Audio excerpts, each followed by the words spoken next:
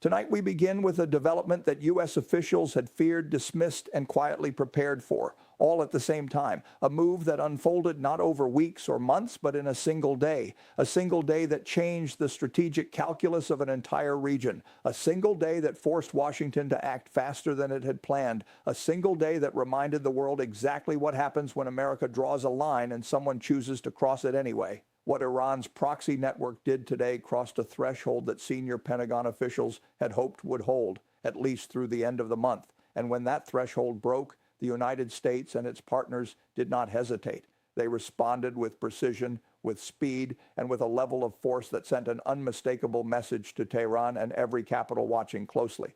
That message was simple. That message was clear. And that message was this: America does not issue warnings twice. For several weeks now, there had been signals, not from official briefings, not from press releases, just signals that Iran's regional network was preparing something coordinated and unusually bold. Iran has been aggressive before, yes, but they have been disciplined in their aggression, calculated, patient. Their moves have followed a certain rhythm, a cadence, almost a choreography. Strike, pause, watch, adjust, strike again. But what set off alarm bells inside the Pentagon and across allied intelligence services this week was that the rhythm went silent. Analysts who monitor Iranian proxy activity know the indicators. They study them the way meteorologists read atmospheric pressure, not because any single reading tells the whole story, but because the pattern does. The indicators they track include things like unusual movement of weapons caches near forward operating positions, encrypted communication spikes between regional commanders and Tehran, the repositioning of missile and drone assets away from known monitored sites, and the sudden disappearance of mid-level field commanders from their regular patterns. All of that went quiet this week. The weapons moved, the communications spiked, the commanders vanished from their routines. And whenever Iran's network goes quiet in that specific, synchronized way, it means something is about to get very loud. Intelligence professionals call this the compression phase. It's the moment before a coiled spring releases. And for anyone who has studied Iranian operational behavior over the past decade, the compression phase has one reliable outcome: action. The question was never if. The question was always when and where. Early this week, U.S. Central Command and Allied intelligence services detected what they described as a coordinated mobilization pattern, including the forward deployment of precision-guided munitions that had not been observed in operational position in over 8 months. These are not weapons that Iranian-backed forces move for training exercises. These are not weapons you reposition for maintenance. These are the kinds of assets that Iran's proxy network only deploys when they are signaling something very specific. A major strike is imminent. A provocation has been authorized at the highest level, or a test of American resolve has been ordered directly from Tehran. U.S. analysts didn't know which category this fell into, or whether, as some feared, it fell into all three at once. But what they did know was that Iran's forward network was changing its operational posture. And when a state-backed proxy force shifts its operational posture without explanation, and even by a small degree, it means someone at the top has made a decision that carries consequences, a decision that was made deliberately with full knowledge of the risk. When Iran moves pieces like this, it is never accidental. It is always intentional. And the intention this time was unmistakable. They were pushing to see how far they could go before America pushed back. The formal warning issued by the United States tonight was not a routine diplomatic communication. It was not a standard démarche. It was not symbolic posturing. It was urgent. It was direct. And it was backed by kinetic capability. Senior official after senior official described Iran's latest move as destabilizing, deliberately provocative, and perhaps most importantly, pre-operational, meaning it wasn't just threatening language, it was actionable preparation for a real-world strike. America delivered that warning clearly through multiple channels, both public and private, and Iran's network responded by accelerating its preparations anyway. That decision to accelerate after receiving an explicit American warning is what triggered everything that followed. Because a warning strategy only works if the target hesitates. Iran did not hesitate. In fact, their response to America's warning was to push harder, move faster, and position more aggressively than before. That calculation was a mistake because within hours of that acceleration being detected, the United States and its partners moved and their response was among the most decisive and precisely executed we have seen in this region in years. Here's what we know. Within 6 hours of Iran's proxy forces completing their forward deployment, U.S. forces and allied assets launched a coordinated series of precision strikes on more than a dozen confirmed targets.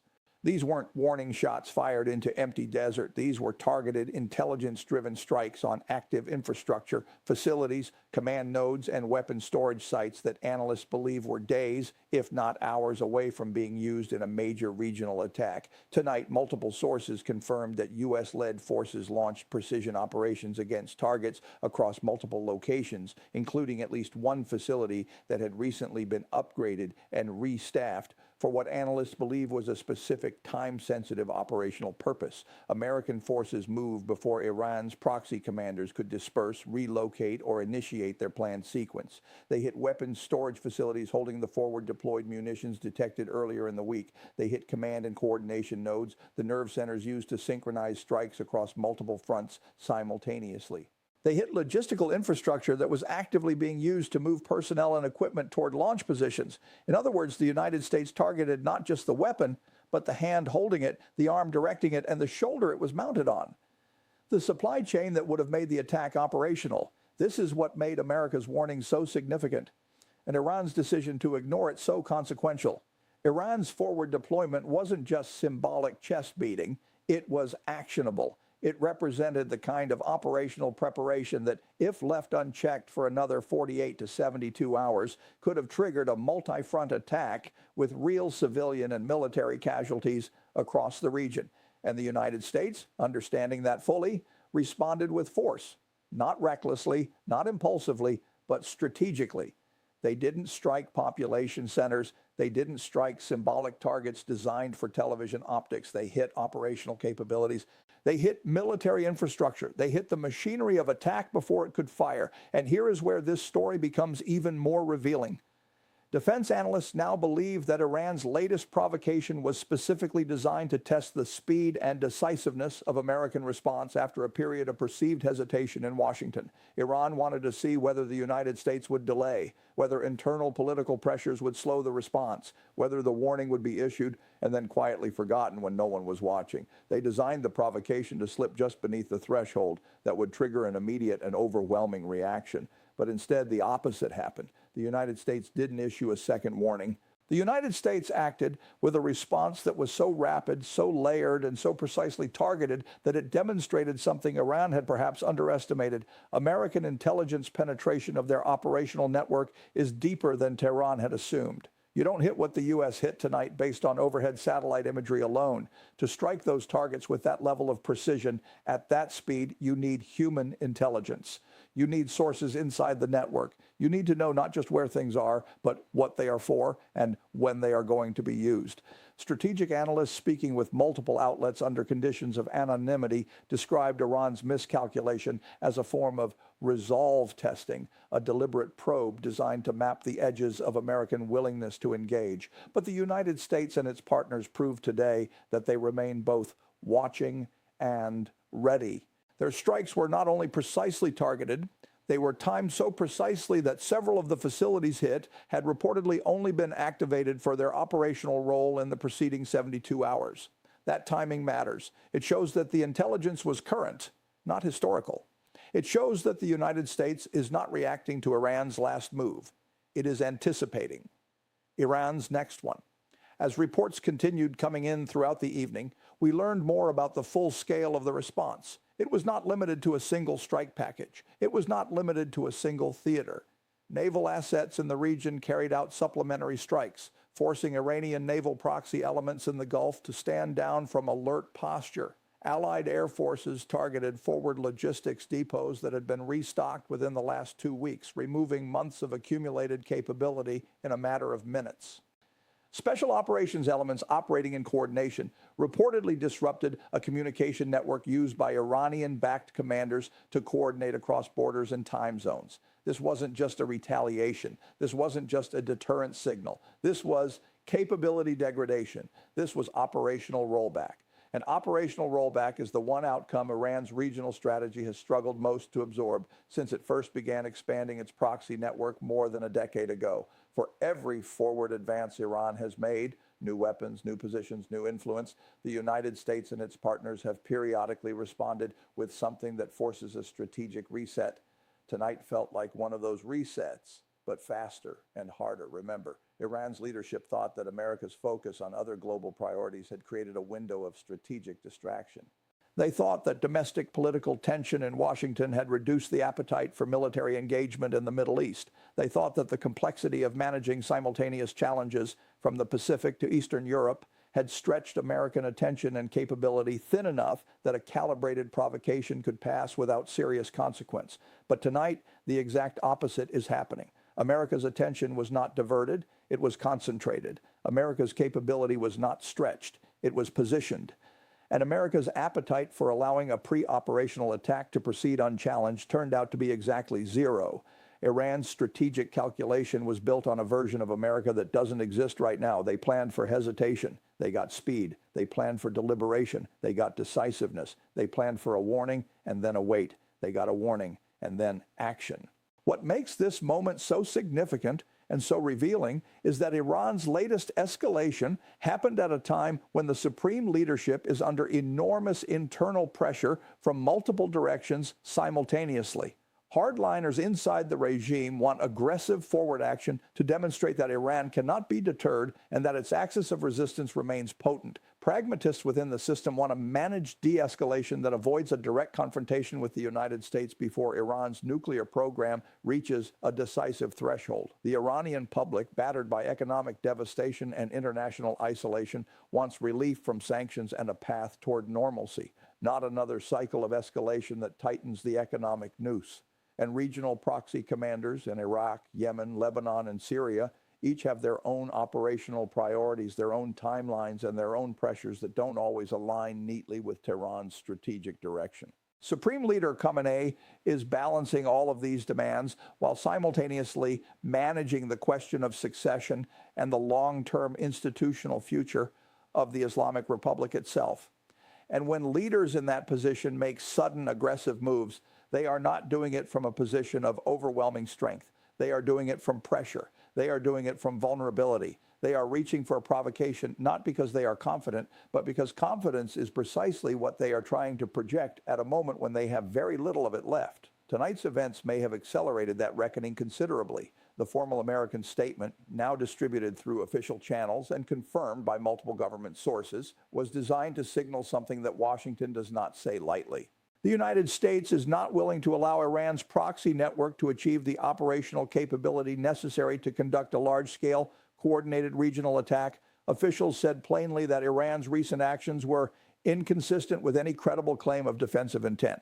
That is careful formal language for, we know exactly what you were preparing, we know you knew we were watching, and you did it anyway. That phrase, inconsistent with defensive intent, carries specific weight in the world of international security communications. It means the intelligence assessment is confident. It means the legal authorization for response has been reviewed and confirmed. It means this was not an accident, not a miscalculation, not a rogue commander acting without orders. It means Tehran knew, and Tehran chose. You do not usually hear that specific framing from senior American officials unless the intelligence picture is unambiguous and the decision to act has already been made. Tonight, it was both. Meanwhile, in a direct address to both domestic and international audiences, senior American leadership delivered remarks that were striking not for their length, but for their clarity. We gave fair warning. That warning was received and ignored. What followed was not a choice made in anger. It was a decision made in advance with full legal authority and with the precision our military makes possible. To those who believe that American patience is the same as American weakness, tonight should serve as a correction. And to our partners in the region who are watching this moment carefully, you are not alone, you are not forgotten, and the commitments we have made to your security are not conditional. These are not rhetorical flourishes designed for a domestic political audience. These are statements from an administration that has calculated correctly that the moment required clarity, not ambiguity. When American leadership speaks this directly after a military action, it is not accidental. It is designed to collapse the interpretive space available to adversaries. It is designed to leave no room for Iran to claim the strikes were disproportionate, unauthorized, or poorly targeted. It is designed to say, we acted, we were right to act, and we will act again if required. Here is what makes the situation even more strategically consequential. Iran's latest mobilization was not an isolated move by one proxy in one location, along with the primary forward deployment that triggered tonight's response. Houthi-aligned forces in Yemen also increased their alert posture during the same 72-hour window, repositioning assets in a pattern consistent with coordinated multi-front preparation. Iraqi militia groups affiliated with Iran's Islamic Revolutionary Guard Corps moved personnel to forward positions along routes that analysts have previously identified as relevant to cross-border operations. Hezbollah in Lebanon increased encrypted communications traffic in the 48-hour period preceding the mobilization, a pattern that intelligence officials say is consistent with receiving and acknowledging operational orders from Tehran. All of this happened within the same narrow window of time. That is not coincidence.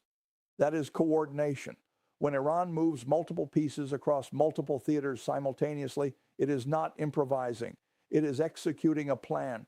The plan tonight appears to have been to probe American and allied response thresholds across multiple fronts at once, on the theory that a multi-directional pressure campaign is harder to counter comprehensively than a single-axis provocation.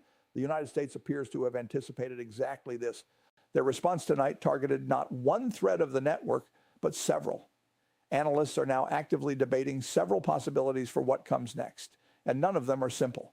One possibility is that Iran absorbs tonight's strikes as an operational setback and enters a period of genuine recalibration, where pulling its proxy commanders back from advanced postures, assessing the damage to its network, and choosing a slower, more cautious approach for the months ahead. Another possibility is that Iran views tonight as a humiliation that demands a response and chooses to escalate further, accepting the risk of a broader confrontation in order to maintain the credibility of its deterrence posture with its own proxy commanders and domestic hardliners.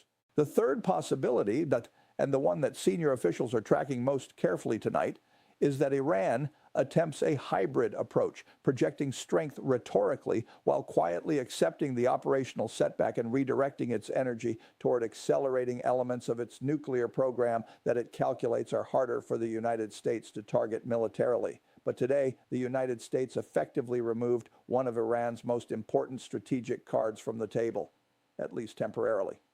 They didn't negotiate. They didn't delay. They didn't issue a second and third and fourth warning while the window closed. They acted at the moment of maximum effectiveness. And in doing so, they demonstrated exactly the kind of decisive resolve that Iran had been testing for. What we are watching right now, in real time, is a test of strategic resolve that extends far beyond the United States and Iran. Every government in the region is watching tonight's events and asking the same question: does American deterrence still work? Iran's proxy commanders want to see whether the United States will sustain the pressure or retreat to manage distance. America's regional partners, Israel, Saudi Arabia, the Gulf states, Jordan, want to see whether the commitment to their security is durable, operational, and not merely rhetorical. China is watching to understand how the United States manages simultaneous strategic challenges and whether the Middle East consumes bandwidth that reduces American focus on the Indo-Pacific. And Russia is watching to understand whether American military credibility, tested in multiple theaters, holds or fractures under the weight of its own commitments. This is not just a story about one strike package on one evening. This is a story about whether the architecture of American deterrence still functions in a world that is actively trying to erode it from multiple directions at once. Tonight's answer, at least for tonight, is yes. Tonight, multiple defense and intelligence officials are actively monitoring the aftermath of the strikes and Iran's initial response indicators. They say the immediate damage assessment is significant, multiple facilities assessed as having been rendered non-operational with no indication of rapid reconstruction capability available to the affected proxy forces. They say Iran's public response so far has been measured in its rhetoric, more restrained than previous statements following American military action, which analysts interpret as a possible sign that the scope and precision of the strikes exceeded Tehran's expectations. And they say that Iran's decision to deploy those assets, knowing American surveillance was active, knowing a warning had been issued, knowing the risk, is likely part of a broader internal political dynamic in which hardline commanders are pressing for action regardless of the operational consequences. But the United States is not standing down. In fact, American force posture in the region has been elevated, not reduced, following tonight's strikes, a signal to Tehran that the option for follow-on action remains fully available. Their response today, swift, precise, and strategically targeted, sent a message to Iran that American patience has a defined limit, and that limit was reached. And it sent a message to every partner watching that the United States does not abandon its commitments when they become inconvenient or expensive. As the hours ahead unfold, we expect more details to emerge about the full scope of what Iranian forces were preparing and how close the region came to a significant escalation that could have had consequences far beyond any single military exchange. But what we already know is that America's response tonight was timely. It disrupted an operational timeline before it could be executed. It degraded capabilities that would have taken months and significant resources to rebuild. And it restored, at least momentarily, the credibility of a deterrence posture that Iran had been systematically probing for weakness.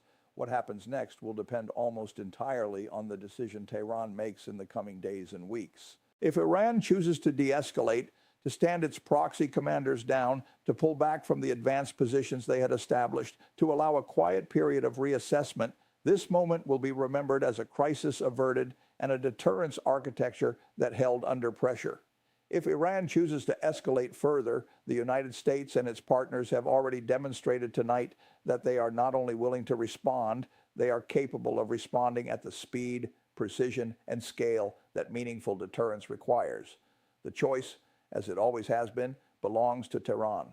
And tonight, for the first time in months, Iran's regional proxy network appears to be still. The forward positions that were so active just 24 hours ago are quiet. The communications traffic has dropped. The commanders who were visible in their pre-operational routines have gone silent again, but this time not in preparation, this time in reassessment. And when Iran is quiet after an American action, it means they are calculating. It means they are counting the cost. It means they are deciding whether the assumption that drove tonight's provocation, that America would warn and then wait, was accurate, or whether it was the most expensive strategic miscalculation they have made in years. Because tonight, Iran learned something the region has learned before, and something that apparently requires periodic relearning. American warnings are not decorative. American patience is not the same as American permission. And American resolve, when it is called upon, does not hesitate, does not negotiate with itself, and does not wait for a more convenient moment. This story is far from over. The region is far from stable, and the decisions made in Tehran in the next 72 hours will determine whether tonight was a turning point or only the opening chapter of something larger. But tonight, one thing is undeniably clear. America sent a warning. The other side chose not to listen, and America made certain they felt the difference.